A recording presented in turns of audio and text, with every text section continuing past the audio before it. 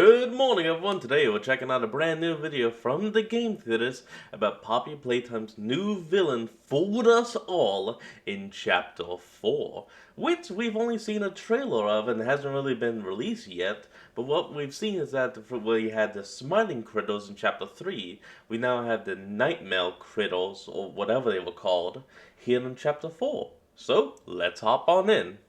I know who the main villain is for Poppy Playtime Chapter 4. No, it's not the prototype. No, it's not Poppy. And no, it's not this new sheep critter from the teaser. Although while that last one may not be the big bad, it turns out this black sheep is in fact the key to figuring out who is. It's a black sheep. I get it. Hello Internet! Welcome to Game Theory, the black sheep of the gaming world. While everyone else is being Nice. cute, doing Let's Plays, we're over here chowing down on the stories of orphans shoved into plushies. But we're not alone, because we just got ourselves a brand new teaser for Poppy Playtime Chapter 4. A Dog Day plushie walks through a room until out of the shadows, a black clump pounces and begins chowing down. They look up and we see a room full of toy corpses stacked high. See, Poppy and I really are a match made in heaven. Or hell, I suppose. Over the next 2 weeks, we learned a little bit more about this character. Their name is Baba Chops, and apparently their design was inspired by the YouTuber Sheep Rampage and their fan-made smiling critter. Good for you, man. Nice to see some Hey, that's actually really awesome. theorists in this community getting recognition. Of course, theorists across the internet began theorizing about this sheep and what they would do as the primary villain of this chapter. Only for the marketing communications manager of Mob Games, Tyler, to make this comment on the Poppy Playtime Discord. Lamau, you'll really think the sheep is the main villain. This is some rather inconvenient lore placement. I mean, don't get me wrong, I'm thankful thank for you, having the record set straight. It's more than we get from some franchises. But did you really have to mock us with it? After this, we were shown that Baba wasn't alone, but part of a new group of toys, the Nightmare Critters. We've got characters like Raby Baby, Icky Licky, and Tui. Oh, come on, you can't tell me they didn't know what they were doing with these names. Regardless, this was a pretty clear sign that critters like Baba I get it, it's a rat. weren't going to be the primary villains of this chapter. But then, who is? Of course, we could just wait for the next teaser to find out. But you know what? I don't actually think we need to. Plus, you guys are the game for this. Y'all aren't gonna wait for the next teaser, you're gonna make the teaser. Because even though Baba may not be the main villain, the decision to use them in the teaser instead of any of the other new critters was intentional. Their inclusion is incredibly important because it actually helps us figure out who the real villain is going to be. So let's start digging through the piles of decaying toys, loyal theorists, to see if we can find the tiniest scraps of lore to chew on. For starters, how is Baba the key to figuring all this out? Well, for that, we've actually got to go back in time a little bit and talk about another recent development in the Poppy Playtime world, a series of videos released on Mob Entertainment's YouTube channel called The Story So Far. Each video involves Harley Sawyer. I'm called the Doctor. He was the guy that helped start the Bigger Bodies initiative. He is narrating us through the events of chapters 1, 2, and 3. Seems pretty straightforward. However, when the first video came out, fans were quick to notice that something wasn't quite right. At 1 minute and 28 seconds, there were hidden frames that showed the letters IV, A, R, and G, followed by the phrase, "Let the game begin." IV is the Roman numeral for 4, and the other letters, well, I'm sure you can figure that part out. This was the start of the Chapter 4 ARG, which was very exciting. Chapter 3's ARG revealed a ton of information about the poppy gas, how they made the experiments, and the human identity of Catnap. So people began scrambling to find whatever answers they could about this thing. Big shout out to everyone over on the Poppy Playtime Discord, by the way. While I have been trying to solve all these clues on my own, This is what you were tossing that Josh and Drake meme. I don't need sleep, I need answers! These guys were incredibly quick on the draw, solving puzzles just hours after release, including Sheep Rampage, the YouTuber I mentioned earlier. So if you want to stay on top of the latest Poppy ARG stuff in the future, I highly recommend you go and check them out. There's a link in the description. Hi, Future Tom here. So I'm literally about to head out for a vacation, but I've just seen that there's potentially more to this ARG. Members of Mob's Partners in Crime program have been receiving letters with hidden clues. At the time I'm recording, Ooh. there's only been a handful of clues. They're still missing a couple of key components. But by the time this episode comes out, the rest may have been revealed. So definitely go and check out the Poppy Playtime Discord if you want to see where that ended up. I don't believe why it's not? going to change much about this episode, ahead, but guys. I just wanted to let you know so you're not wondering why I'm not talking about those codes specifically. Okay, back to the ARG. Fortunately, none of us had to wait too long for our first major clue. Right at the end of Here we that go. first video, we got this wall of text. At first, it looks like our old friend Base 64. So I tried it and ended up with this. Yeah, not Yeah, exactly what we're that's- looking for. But did you know that there are actually more base ciphers than just 64? Base 64 gets its Yeah, I think I remember you guys talking about that in a video with... What was that game about the Bevo and his friends stranded on an island that was going to be sunk? Oh, Shipwreck 64, that was it. name from containing 64 unique characters, a capitalized and non-capitalized alphabet, numbers 1 to 9, and a couple of symbols. However, there are a bunch of base forms that use a different amount of unique characters that we can try. We actually used base 5 back in our That's Not My Neighbor video, but there's also stuff like base 16, base 36, base 62, base 85, and the one that came in handy today, base 32. This one Here uses we a go. single alphabet and the numbers 1 to 7. So if you see a code that looks like it should be base 64 but it lacks any symbols or the numbers 8, 9 or 0, try base 32. The more you know. The more Anyway, by you converting the know. code, you get this. On felted feet and with bated breath, sleep draws ever near. Felted feet seemed like it would be Ooh. talking about a toy, and with the second line being It about is. sleep, I immediately thought of Catnap, with their red smoke sending orphans to sleep. But why would we be Sending reminded anyone of to sleep. him in the build-up to chapter 4? Catnap was our last villain, and he's kinda suffering from a minor case of deadness. This is where I think Barbar's prominence in Yeah. the teaser comes into play. Sheep have been associated with sleep for centuries. I'm sure you've all heard that if you're struggling to fall asleep, you can always try counting sheep. It's I've tried it, doesn't work. not entirely For clear me. where this phrase originated, but some say it's from medieval shepherds in Britain who would count their sheep before turning in for the night. As time went on, the idea became more about thinking of a task that's so repetitive you'll get bored and fall asleep. So if sleep is drawing Oh. ever near in this new chapter, having a sheep character could make a lot of sense. Maybe they should have called her Lullabar instead. That would have actually been clever. Oh, come on, it's no worse than Barbar chops, and you know it. This connection to counting I'd- sheep I'd say could it's also better. imply that we need to keep track of Barbar throughout this chapter, counting them, if you will, either in order to survive or to lead us into a deep sleep. A deep sleep that's a little deeper and a little more permanent according to our next code. Hey, it's me, former host Matt Pat, and I interrupt this video with a special announcement. I'm here to tell you I'm retiring. Again! Didn't he already retire? Yeah, that's what I thought. Now, I know what you're thinking. Did Thank this you. guy already leave? Oh, that's what I was thinking. Oh, okay, let's hear him out. And the answer is yes, but also no. You see, since leaving this channel, I've been over on GT Live having a grand old time being bad at video games and turning 1-minute videos into 90-minute theory fests. But Oh, now it's God. time for me to bow out of that channel as well, giving way to the new host, Ash, who, let's be honest, is way funnier than me anyway. I feel like Judge Judy is the Ed Sheeran of like Americans over the age of 60. Judge What? Judy is the Ed Sheeran of Americans over the age of 65. amazing. So this Saturday, October 26th at 1 o'clock p.m. Eastern, 10 o'clock Pacific, we're having a big going away party live, and I want you to be there. Consider it an Eras tour for GT Live, where we're playing games and getting all nostalgic about the last decade of streaming. And most importantly of all, Well, this whole alright. thing is meant to benefit the Make-A-Wish Foundation, an organization that works to make the wildest dreams come true for children fighting the world's most critical illnesses. In fact, in the stream, we're raising money for their most urgent wishes, what are known as the rush wishes, the ones where sadly the children don't have that much time left. The reason this Oh, meant now so I'm much to me is sad. that basically you all made my wishes come true thanks to this career on YouTube, and now as my final act, I'd like to pay it forward by making other people's wishes come true. Seemed like a really fitting note to go out on. And hey, if you want to start contributing now, as part of the charity event, we're actually having an auction of some old Matt, Pat, and GT LGBT Live memorabilia from over the years, with all the proceeds going to help those critically ill children to get their wishes granted. You can actually get your hands on some super rare, one-of-a-kind items, like the morph suit that I wore from that edible underwear episode, the giant Gigachew that's hanging around our office, we have a signed copy of Undertale from yours truly, so you can own one along with the Pope, and even my signature red jacket. Yeah, the one that's been hanging up on set since my retirement video. One of a kind, signed by me. You'll see it live on the stream, so I would honestly love to buy that jacket, but I have no way of guaranteeing that. you know it's real. Anyway, all those items and more are available right now for you to bid on all throughout this week up until the auction closes during the finale live stream. So if you're interested in contributing to an amazing charity and an amazing cause, or if you're interested in just getting some cool stuff, make sure you check out the link down in the description below, and be sure you're there this Saturday the 26th at 1 o'clock Eastern, 10 o'clock Pacific for one final video. A final video for you. See ya.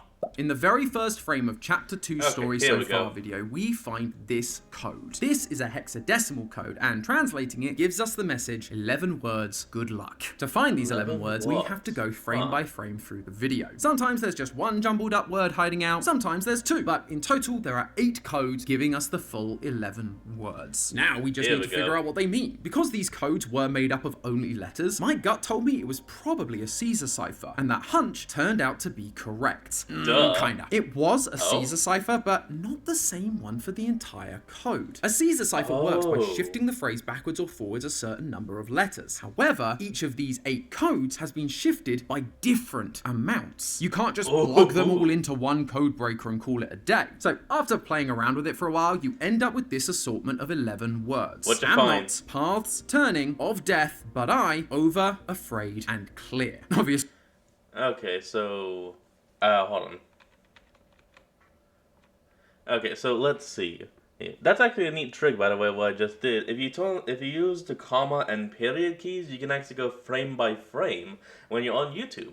So let's see. But I am not afraid of death. The turning over clear paths? That's the first thing my brain is clicking together. Maybe that's right, maybe that's not. I'm not sure. Obviously, this doesn't make a lot of sense right now. We need to find the correct order. And this is where the puzzle goes from a little bit tedious to actually quite genius. If you take a closer look at the solution, the 8 codes have been shifted by a number between 1 and 8. PFSW is shifted by 1, RCVJU is shifted by 2, and so on. If you then place all of these words in the order of the shift values, you get the final phrase. I gotta tip my hat to you, Okay, so I was at least close with the, but I am not afraid of death. of games. At first I thought you were just drawing out the solution to make it seem bigger, but that's a level of thought through puzzle solving that would make a grown animatronic cry. Combining this with our previous code, we end up with this. On felted feet and with bated breath, sleep draws ever near. Over paths turning clear, but I am not afraid of death. Unlike the sleep and nightmares that were caused by the red smoke in Chapter 3, the sleep that is coming for us in Chapter 4 is simply death. But that's not actually what stood out to me. For the first time, we have got the use of a pronoun. I. Up until this point, this could have just been a cryptic poem for the sake of an ARG, but this shows us that's not the case. It's This is about written a by specific someone. character. Interestingly, all of the Stories So Far videos have started with a date, 2005. That's 10 years after the Hour of Joy, the event that killed all the employees in the Happened back factory, in and 95. around the same time that we came back to try and find anyone who remained. At the end of Chapter decade 3, later. Poppy told us that everyone was killed, but we know this isn't the full truth. Leith Pierre seems to still be around, able to run Project Playtime, and the writer of the Orientation Notebook, PW, is also still alive to write in the book. Now, Yes. we seem to have another character that has survived the Hour of Joy. However, unlike PW and Leith, who seem to be free, I don't think this one is, and that's because of the way the poem is written. It follows an ABBA rhyming scheme. The first line rhymes with the fourth line, and the second line rhymes with the third. Man, I haven't dealt with that kind of stuff since 9th grade. This evokes a feeling of claustrophobia or entrapment because you have the BB rhyme enclosed by the two A rhymes. This is telling us that the character it's about is likely trapped. And with that line about felted feet and sleep drawing near, it's telling us that they are actually trapped down in the facility, being hunted by the toys. Although I will say this that ain't character good. doesn't seem particularly scared. Despite this sleep drawing near, they see an open path before them, and they're not afraid of death. Weirdly, this line sparked a memory from my time going to a Church of England high school. One of the common passages from the Bible that we had to read out in assemblies was Psalm 23. Even though I walk through the valley of the shadow of death, I will fear no evil, for you are with me. Just like in the ARG poem, there is a path ahead that is full of death. But the writer of the psalm, King David, isn't afraid of it. He goes on to say that the Lord's rod and staff comfort him, tying it back to the beginning of the psalm where he refers to the Lord as his shepherd. David is not afraid of death because he has something much stronger on his side, God.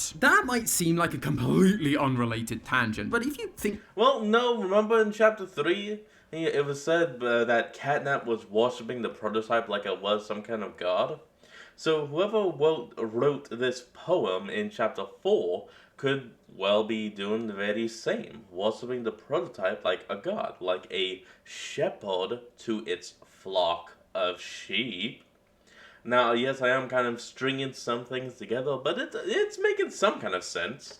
Back to chapter 3, it was full of religious implications with characters like Catnap. Chapter 3 confirmed that he used to be the orphan Theodore, but when he got injured trying to help 1006 escape, the prototype took him to Playtime co-scientists in order to save him. Catnap was the result, and so he worshipped the prototype, saying things like, "The prototype will save us, and I live to serve our angel of salvation." Religious inspiration is all Damn, I should have just kept my mouth shut.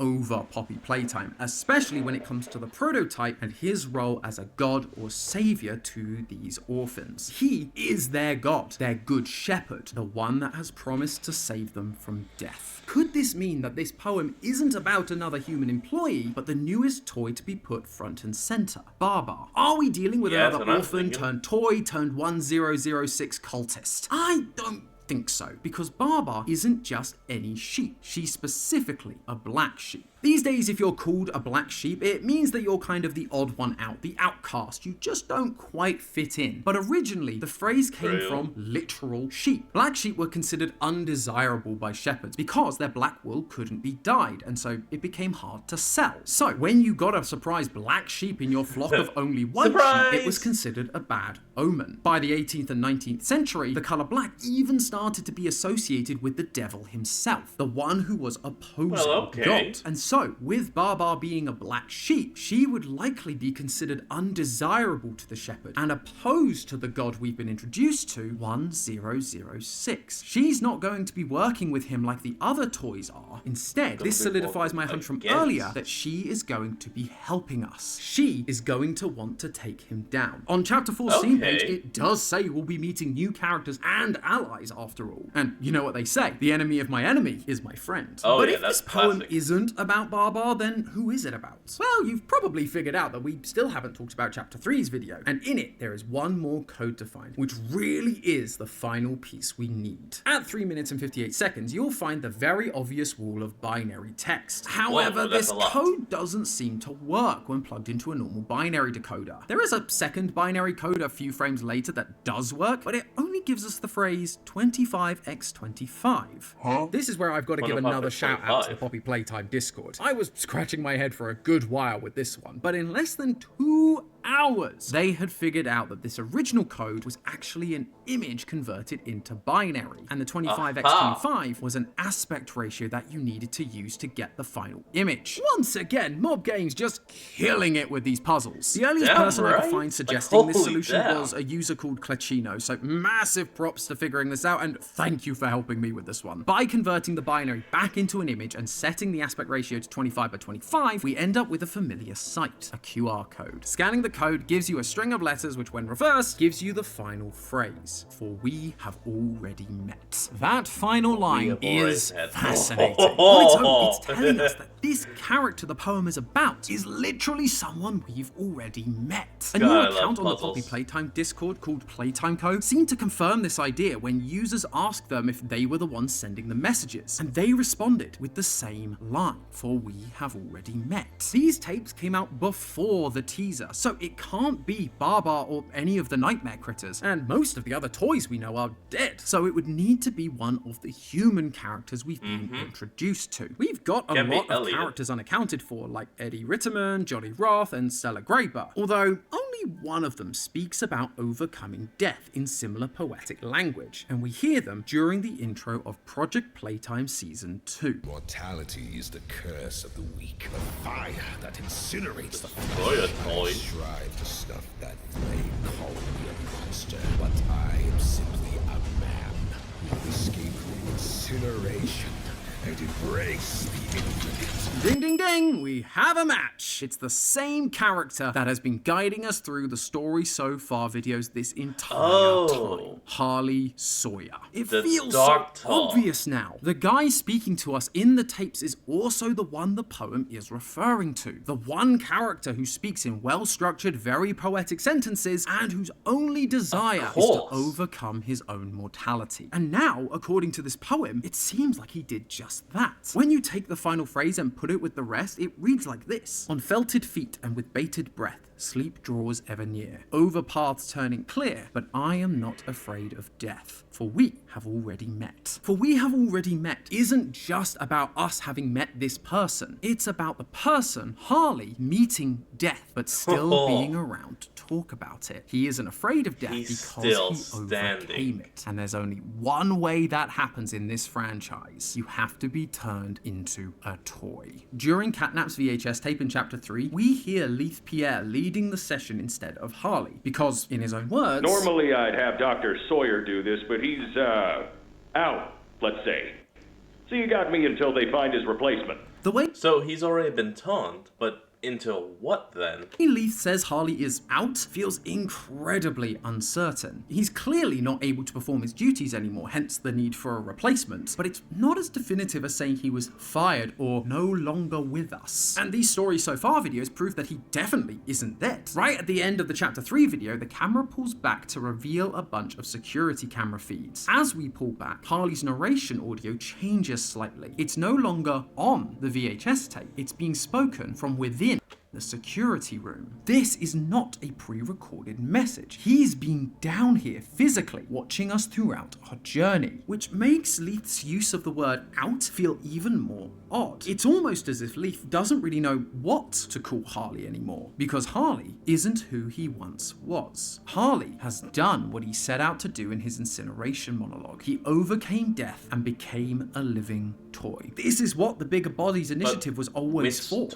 He toy? initially framed it as a way to save the company, but in reality, it was to further his own twisted goals of living forever. And unlike the writer of Psalm 23, Harley didn't wait for a god to help him. He used science and became a god himself. He now has power over Full life and alchemist. death. He has been helping others to beat death. He has almost become a Jesus-like character. Harley sees himself as a god, a savior, a shepherd. He is here to lead the flock to eternal life. That grace, however, doesn't seem to apply to us. He ends the video by saying, "We are being led like lambs to the slaughter," and then he laughs maniacally. Again, it's more shepherd imagery, but it's not the response of a There's good kind of a shepherd lot that's of going that. to take care of us. It's a threat. It's the response of a power-hungry madman that's going to lead us to the slaughterhouse. Which leads me to believe that Harley, or the toy he has become, is going to be the real villain of Chapter 4. He's never been afraid of killing people that he sees as a problem. He created Boxy Boo and taught him to desire human flesh in order to get rid of people like Rowan Stoll, who were going to expose the entire operation. If we survived this trip to the factory, we would likely be doing the same thing. All of the quote-unquote good things he did would be undone, and he can't have that. But you know what? I'm gonna do you one better. It's all well and good knowing the human identity of our upcoming villain, but let's be honest, the thing we all really care about is what toy Harley is going to appear on. Yes, At the time I of was recording, saying a that. trailer hasn't been released revealing this new toy. However, I think I've already figured out what it's going to be, and it's all thanks to a little thing called trademarks. A trademark basically shows a person's or business's ownership over a word, phrase, logo, character, that sort of thing. People file for trademarks so that other businesses can't then use those recognizable ideas to help sell their own products. Mob Entertainment has a bunch of trademarks, mainly for the names of their characters across video games, merchandise, and of course, stuffed toys. For example, all the Nightmare Critters had their names trademarked back in September. However, when you look at Mob's trademark list, there are two names that haven't been used, both of which were registered in May, long before the Nightmare Critters. For them to have been registered so long ago but remain unused, they have to be key characters to this upcoming chapter. Each chapter has introduced us to multiple monsters after all. In chapter 3, alongside Catnap, we got Mr. Light. In chapter 2, we had Bunzo and PJ Pugapilla alongside Yummy. So with there being two unused Chapter 1 really only had one.